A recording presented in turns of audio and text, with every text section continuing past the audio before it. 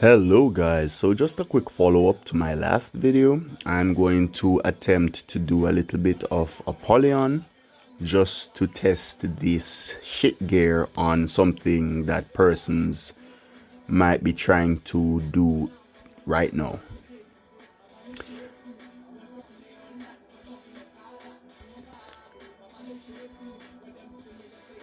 So it's extremely important to lower the stats of these fucking freaks as soon as you possibly can. So I've lowered, what else can I lower? Magic. Oh my god, I just killed myself. Oh my gosh. Yeah, I'm sorry guys. That one is dead. That one's gone. That one is gone. Let's see if we can do 30% damage to this freak. Alright, so we have to be as defensive as possible as soon as possible.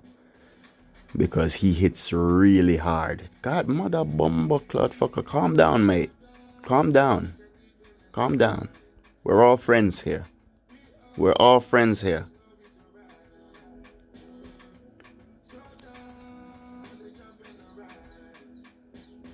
Okay.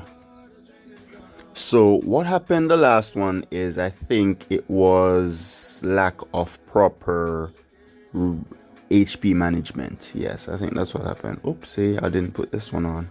I'll just chug another one. Especially because that gave me double defense down. That's ridiculous. You have to remove the double defense down if you get it, guys. Like, it's not even a question. Like, you have to. Alright, awesome. So I've reduced everything, I believe. I'm gonna grab a speed tonic for the dexterity because I'm not in the mood for wyvern speed to not proc. And let's try to... Oh dear, wow. So he's so strong. He's very strong.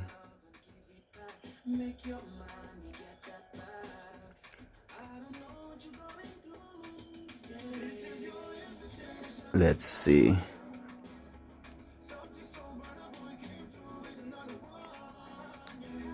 Alright. Once you've gotten into the groove, it's not as bad. You can just barely sustain your HP with the damage you're doing, but you are sustaining yourself. So the difficult thing would be, and it seems like you lose your ward so quickly that it's almost pointless to try to maintain it, would be to maintain your ward. I'm going to try to X-slash him to see if he is immune to bleeding. So X-slash would be pointless here, but he's not immune to windswept, which, as you can see, he has had on for a while, and that reduces his chance of landing a critical strike. So if he does land a critical strike, it will still be a lot, but he's just less likely to land one. And you can see that we can do pretty consistent damage, especially, as I say, when DC is up, because you're doubling your damage at that point. And when the defense downs are on, you also get a damage increase because you are penetrating a lot better. So it depends on the M1 of the skill that you're using. But the lower the M1, the more dependent you become on proccing the Assassin Jewel defense downs. But I just wanted to add this as a little quick video so persons know that it is very possible to raid. And I didn't even put on an attack tonic. That is so sad.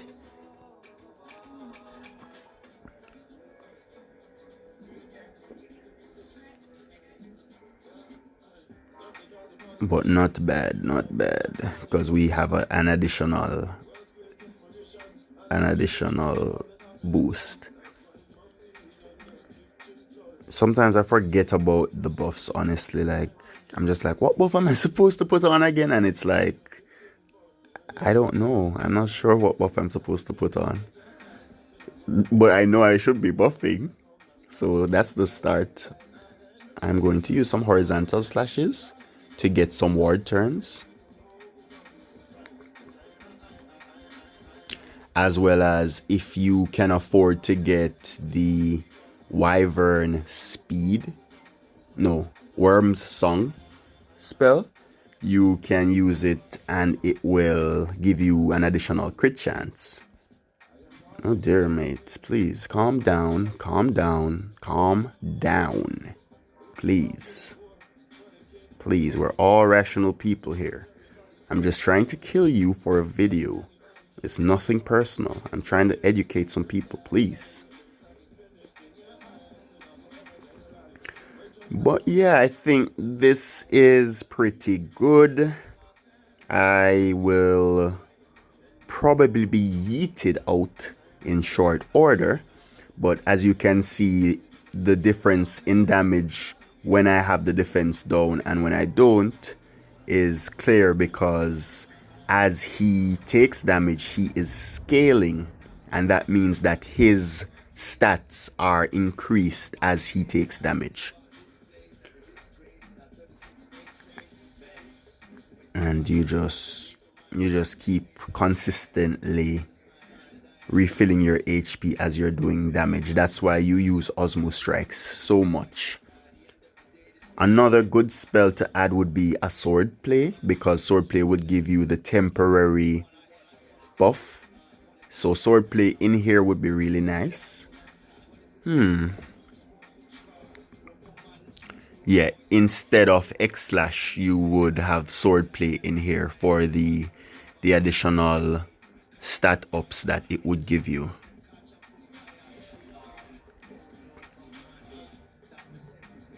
Alright, that wasn't bad. That wasn't bad at all.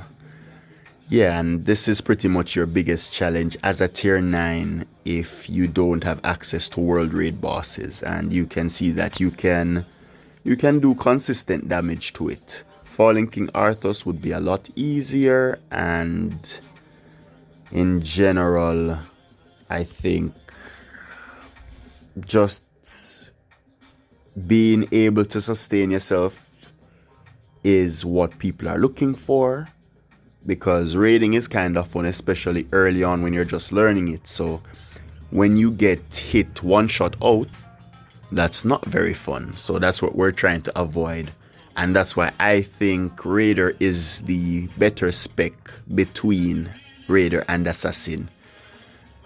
So Assassin is nice, but you need specific things to make it really go, like it really go off. So you're going to want stuff like tears from the Mammon world boss or dungeon boss, and with Assassin it helps it so that you can proc the stat downs as well as your Omni Strike stat downs. So the teardrops, they give temporary stat downs, and you have the permanent stat downs from Omni Strike. So that is how you would be able to sustain yourself as Assassin. You would have to be weakening the enemy immensely. The Berserk 3 spell, that buff, it gives you 50% in everything, including defense and res, which is why I am able to tank things just a little bit better than if I was using Assassin. So it's all up to you. If you have better gear, Assassin will be easier to use, but I still think Raider is the better spec because it gives you that 20% attack too. So if you have better gear, it is going to be scaling all of your gear with the buff, and then each buff you add to the buff is pretty much a multiplier. And if you can stack a lot of buffs, then you are better off. So I hope this one was an educational one. As I said, instead of X slash in Appolyon, you would be using sword play, one of the sword plays. So that would be the main change there. I think that's the most basic form of raiding. Yes, there are things you could be doing better, but I think you should be learning the basics first, and then you worry about anything you could improve. So thanks for watching.